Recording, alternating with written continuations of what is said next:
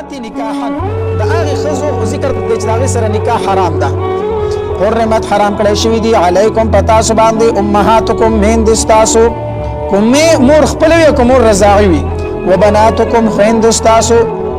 وبناتکم نون استاسو واخواتکم او خويند استاسو وعماتکم تروران استاسو وخالاتکم او خالاگان استاسو خالا مو د مور خورو وبنات الاخي او ريري وبنات الاخت او خرزي وامهاتكم اللاتي او مين استاسو خغا ارزانكم چې پي درکړي تاسو ته واخواتكم من الرضاعه او خويند استاسو درزاعت وامهات نسائكم او خواخ استاسو وامهات من دي نسائكم د خزو استاسو چې مو ته خواخ وایو دام حرام ده. وربائبكم اللاتي او پرکټي خغا في حجوركم چې پرې ګستاسو کوي من نسائكم د خزو استاسو نه اللاتي خغا خزي دخلتم بهن چې دخول کړوي تاسو پاغي باندې پرکټي هغه خزي ته ویل شي سره کون د خزوالي او د مخکنی خاوند د هغه سره بچي وي دې ته پرکټي ویل شي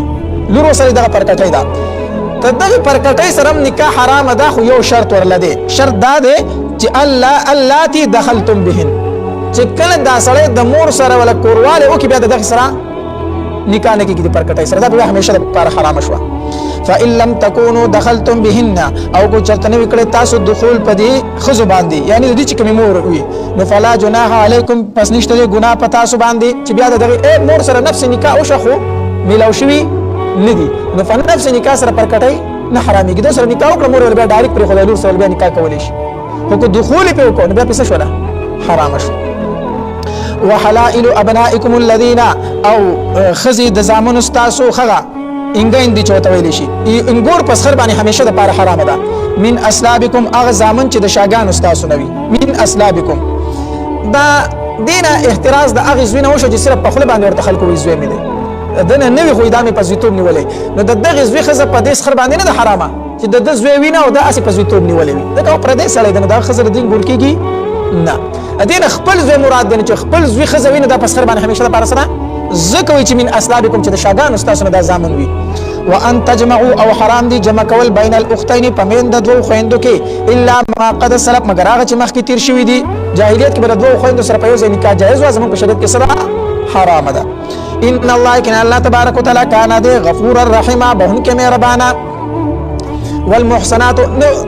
دوه غزي دلته صرف ذکر د خويندو دي چې تاسو دوه خويندې په نکاح کې نشه جمع کوله باقي کمی خزي په یو نکاح کې سره نشي جمع کوله. نو دې لپاره فقها او قاعده کلیه خدا قاعده کلیه دا ده چې داسې دوه خزي چې پاره کې ته یو سړی پرس کې داوود یو بل سره نکاح نه کوي بیا د دې دوه په نکاح کې جمع کول هم جایز نه دي. مثال پتور ترور او ریرا ترور او ریرا یو سړی د دې دوه سره نکاح نشي کولی چې په نکاح کې ترور وی کنه نو د ریری سره نکاح نشي ولې نشي کولی ځکه دا ترور او ریرا چې په دې دوه کې ته یو سړی پرس کوي خزنه سبش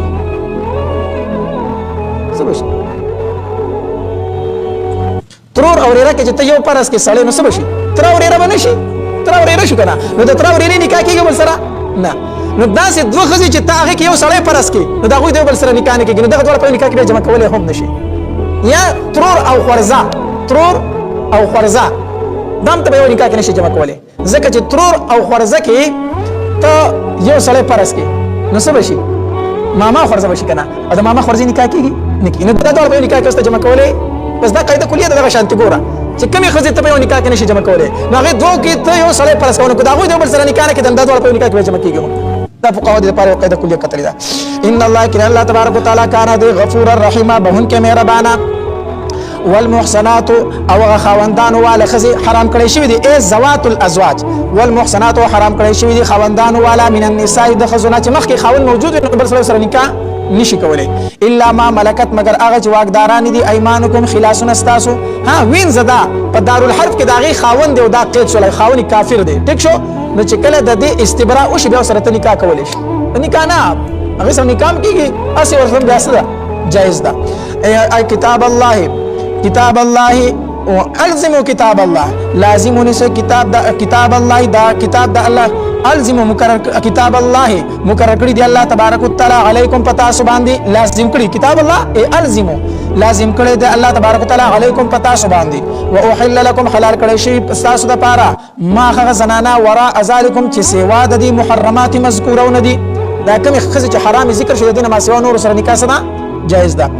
ان تبتغوا باموالکم دا چې ویل ټوي تاسو په مالونو خپل باندې یعنی مہر ورته ورکای محسنین چې نکاح کوون کی غیر مصافحین نه زنا کوون کی فمستمتعتم فسخغه چې تاسو نه فواخلې به پاغي سره منهن د دوینا فآتوهن نور کوي دی خذتا اجورهن مہرون د دوی فریضه مقرر ولا جناح علیکم نشته د ګنا پتا سو باندې فيما فایس کی ترازیتم چې تاسو راضی شوي به پاغي سره من بعد الفریضه ورسته د مقررتیانا یعنی مہر لس تولی خو دې خو بیا ورسته دغه نه راضی شو په 15 تولی خزوی بس مال 15 تولی راکه جایز دي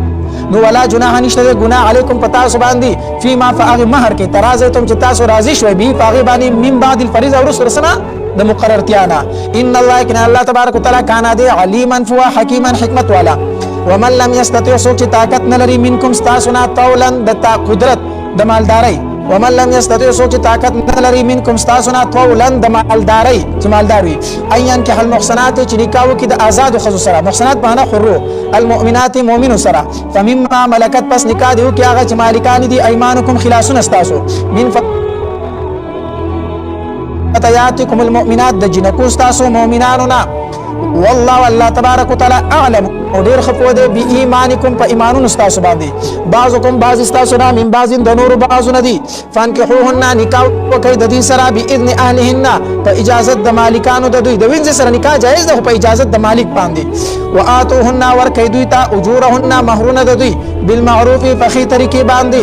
محسنات كن محسنات شی نکاح کوونکی غیر مصافح كن محسنات كن چې دوی نکاح کوونکی غیر مصافحات نوی بدکاری کوونکی ولا متخذات اخدان او نوی پټي ولا متخذات اخدان او نوی پټي اشنایی نیونکی فاذا احسننا فاسكو چرته خوندان وعلى شوي فان اتينا فسرات له وکړو بفاحشه په بحیاي باندې وین زدا او شادي شده د واده کړي دي او دا هغه باوجود سو وکړه بدکاری وکړه نو که آزاد خزي شادي شده او بدکاری وکړو سزا یې څه ده سنگسارول کنه شریعت کې سنگساری ده حکومین زدا او شادي شده ده او بدکاری تی نو شولا نو دې لپاره نیمه سزا ده په نسبت د آزاد خزي نیمه سزا څه ده نیمه سزا ده چې څه خو نشي کولای چې نیمه وجنه نیمه ژوند پرې دی نو معنا دې 50 کوړي دي 100 کوړي دي ورلا 50 ځکه چې آزادي د لپاره 100 کوړي دي نو د وینځ د لپاره 50 شو ها فإن أتينا فاسكو چرات له وکړو بفاحشه په بحیا باندې فعليهن بدی باندې نصف نیمه ما هغه سزا ده علی المحسنات چې د آزاد خو باندې ده من العذاب د سزا نه ذالک دانکا د وینځ سره لمن د پاره د خغی چا دی خشیل عنت اجری د ګنا نه منکم استاسنا وان تصبروا او چې صبر وکي خیر لكم دا بغور وی تاسو لره د نکاح د وینځ خدار چړو نکاح ور سره نه کوي ځکه چې بچی ته پیدا کیږي غلامان د وینول وینځ غلامان سي واکای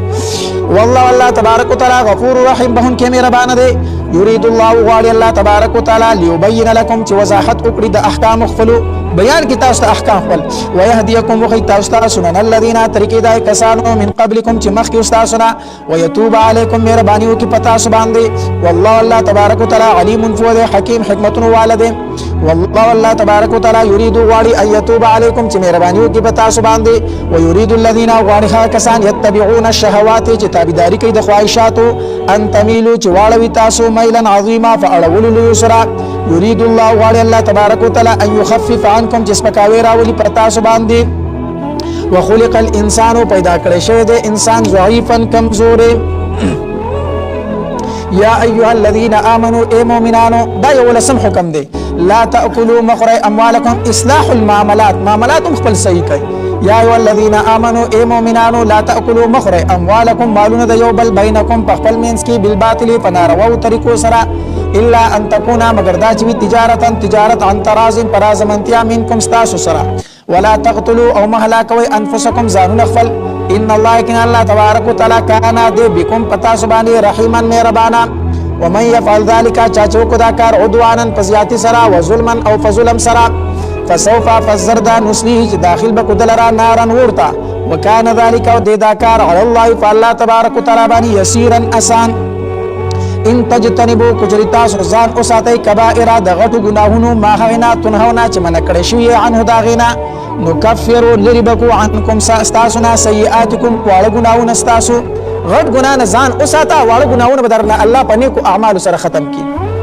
وندخلكم داخل بکو تاسو مدخلا کریما زید داخل دو عزت منتا ولا تتمنوا ارزو دینک ولا تتمنوا ارزو مکوي ما غسو فضل الله چغرواله ورکړه الله تبارک